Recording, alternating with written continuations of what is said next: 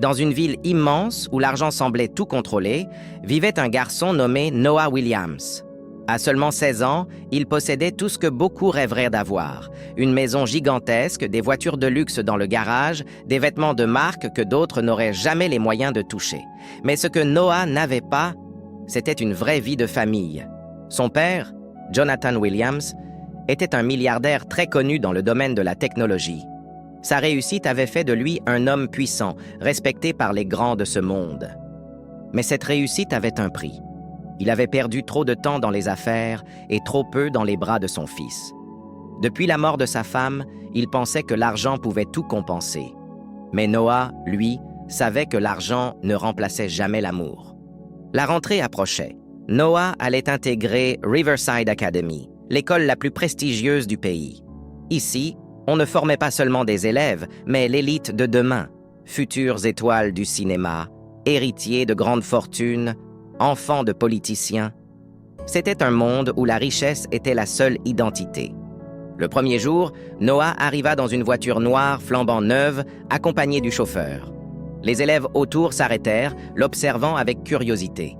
Lorsque Noah descendit, un murmure parcourut la foule. « C'est qui, lui? »« C'est le fils Williams, le milliardaire noir. »« Un noir à Riverside?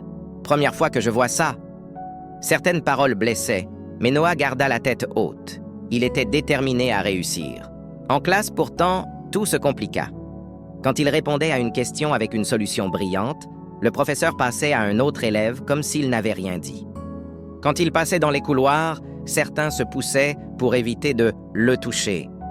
Et à la pause, des élèves chuchotaient fort exprès pour qu'il entende « Il ne mérite pas d'être ici ». Sans l'argent de son papa, qui aurait accepté un gars comme lui? C'était injuste. Mais pire encore, était Ethan Riverside. Ethan était le fils du directeur. Beau, populaire, admiré. Le genre de garçon qui obtenait toujours ce qu'il voulait, même si cela signifiait écraser les autres.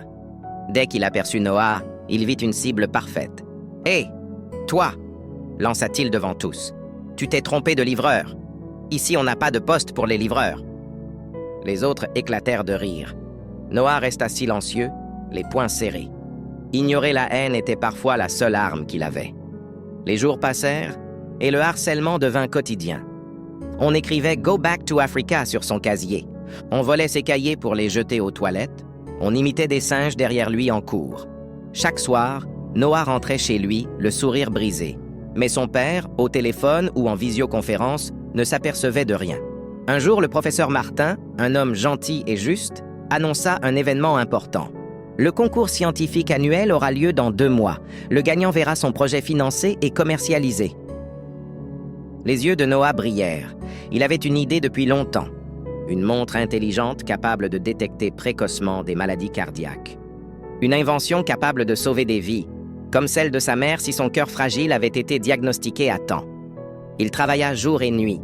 Pendant que d'autres sortaient, il soudait, calculait, testait. Il en oubliait parfois de manger. Le professeur Martin lui rendait souvent visite au laboratoire. « Tu as un talent incroyable, Noah. Ne laisse personne te voler ta lumière. » Ces mots étaient comme un médicament pour son âme.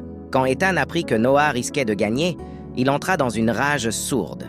Comment un noir pourrait-il gagner dans son école? Il ne pouvait pas laisser cela arriver. Alors, la veille du concours, il se glissa avec 2 complices dans le laboratoire. Ils détruisirent l'appareil, arrachèrent les fils électriques, cassèrent les microcircuits. « Demain, tu vas humilier tout le monde !» ricana Ethan. Le lendemain, devant jury, caméra et élèves, Noah présenta son projet. Mais rien ne se passa. L'écran resta noir. La montre ne vibra pas, aucune réponse. Les rires fusèrent, les moqueries tombèrent comme des pierres sur son cœur déjà fragile. Le directeur brandit son verdict. « Projet disqualifié !» Noah baissa les yeux. Ses mains tremblaient. Il sentit son monde s'écrouler. Il courut sous la pluie, sans direction. Il finit par s'arrêter sur un pont, regardant l'eau noire glisser en contrebas. Le bruit du vent couvrit ses sanglots. Et si tout s'arrêtait là? Et si plus rien n'avait de sens? Une main se posa doucement sur son épaule. C'était le professeur Martin. « Noah, tu as traversé trop de souffrances pour abandonner ici. Ceux qui ont peur de ta réussite ont tout fait pour t'écraser. Ne leur donne pas cette victoire. » Noah tomba en larmes dans les bras du professeur. De retour chez lui, le soir, son père était là. Jonathan, pour une fois, avait annulé un voyage pour voir son fils présenter son projet. Et il avait tout vu. Le sabotage, les moqueries, l'injustice. En voyant Noah pleurer, il sentit son cœur de pierre recommencer à battre. « Pardonne-moi, mon fils, je n'ai pas su être là. Mais désormais, plus jamais personne ne te fera du mal sans m'avoir en face de lui. » Jonathan appela immédiatement ses avocats. Il exigea les vidéos de surveillance de l'école et la vérité apparut au grand jour.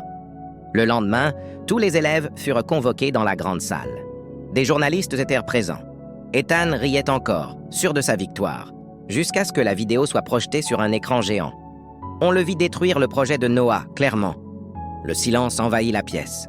Le directeur, confus et honteux, tremblait devant Jonathan. « Vous avez laissé vos préjugés diriger cette école. Vous avez humilié pour sa couleur de peau ?» Jonathan se tourna vers le public. « Mon fils n'est pas seulement le fils d'un milliardaire. Il est un génie, et personne ne pourra lui enlever cela. » Le verdict tomba. Ethan, expulsé de l'école. Le directeur, renvoyé de son poste. L'école, sous enquête pour discrimination. Les élèves, un par un, commencèrent à applaudir Noah. Pour la première fois, il se sentit visible. Le professeur Martin aida Noah à reconstruire sa montre.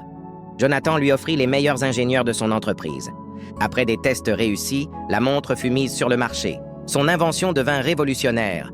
Elle permit de sauver des vies dans de nombreux pays. L'État lui décerna la médaille du jeune inventeur humanitaire.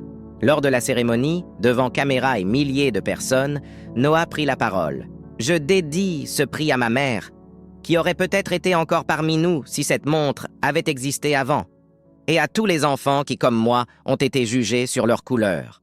Je veux que le monde sache qu'on ne mesure pas la valeur d'une personne à la couleur de sa peau, mais à la richesse de son cœur. » Son père monta sur scène, les larmes aux yeux, et serra son fils contre lui. « Je t'aime, Noah.